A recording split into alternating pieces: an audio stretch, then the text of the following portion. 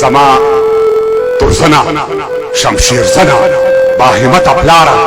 بیرغ نخان شمله د هسکه تر قیامت پلاره دغه خوږه اوږده قصه شپه تر سهره وکړه ما ته زما د ازادۍ قصه له سره وکړه خوښ شئ چې دا لوی احمد شاه دی که خوشحال غږیږي میرزمان خان سید اکبر خان که سید جمال غږیږي وایي چې موږ در شا نه توپ او نه جازونه پرېښي موږ په میراث کې کتابونه تاریخونه پرېښي نه چا په سوال نه چا سوغات کې ازادي راکړې نه چا خیرات نه چا زکات کې ازادي راکړې دا په خپل کور کې لاس تر ځینې میلمانه څه کوو دا په خپل کور کې لاس تر ځینې میلمانه څه کوم زه ګوپسرې او شلغمسرې پښتانه څه کوم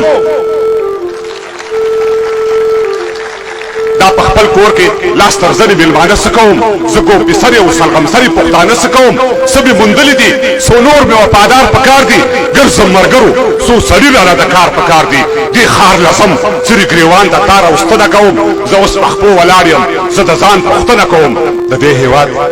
جغرافیا و تر سستانه پورې کویټه چمن او تر خوشحالګړ او بلوچستانه پورې شاید چې بیا د ازادۍ کوم ښار کې شور غږیږي ښکارېږي نه خو په سینه کې مې یو اور بلیږي ستا پر ګولو ویش د ټټر بلا بلا واخلم پر ازادۍ مات شوي سر بلا دې بیا واخلم ملالۍ ډېرې دي خو ستا هغه ټپه ګرانه ده بې له ټوپکه پر دا ملک کې ګزاره ګرانه ده او زه دې خفه یم خو چې ټنډه د لالي سمه وي چې ازادي وي او له سیال سره سیالي سمه وي همدومره بس نور څه ویلو ته حاجت نشته دی پر مخ د ځمکې له دې پورته بل نعمت نشته دی نمزالی عمر په ټپو او یا قربان تېروم نمزالی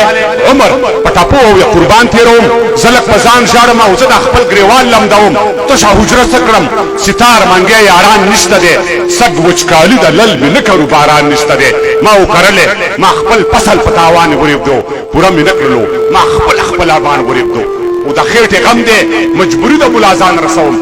سحر وختي د مزدورانو چوک ته ځان رسوم ګوندې پیدا کړم مزدوري خار لا دې شور لزمه سویمه ورځ ده چې خالي لاسونه کور ته شم او نن چې راتلم مکۍ ویل په کور کې اوړه نشته دی د کمکۍ تبه ده غوړي او نور خواړه نشته دی دا داما وژلې ده کمکۍ زما له غمه مړه شوه د یوې مړې خېټې ډوډۍ په تمه مړه شوه چې د خوارانو وګلوڅو پیعان ناوري توکاڼې د دا غوږونه بازان ناوري پخوا لمدې وي خو اوس سترګو کې اوبه نشته دی دا زړونه کاڼي دي دې سترګو کې اوبه نشته دی زه اوس څوک نه لرم له شا راته نارې نه وهي څوک پاتې نه دي زما پر غم مې نغارې نه وهي زه اوس کوڼ شوی یم غوږو ته مې جرس نه رسي غم دومره سخت کړم چې د غم را باندې وس نه رسي